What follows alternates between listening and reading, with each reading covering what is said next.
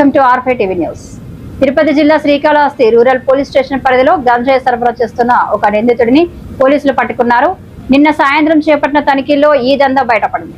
వివరాల్లోకి వెళ్తే నిన్న సాయంత్రం సుమారు 6 గంటల సమయంలో ఊరందూరు పంగూరు రోడ్లో ఉన్న ప్రకాష్ ఫెర్రస్ ఫ్యాక్టరీ ఎదురుగా పోలీసులు పహారా నిర్వహిస్తుండగా గంజాయి విక్రయాలు జరుగుతున్నట్లు గుర్తించారు. వెంటనే అప్రమత్తమైన రూరల్ పోలీసులు అక్కడ గంజాయి అమ్ముతున్న జితేందర్ కుమార్ 22 సంవత్సరాలు అనే యువకుడిని అదుపులోకి తీసుకున్నారు.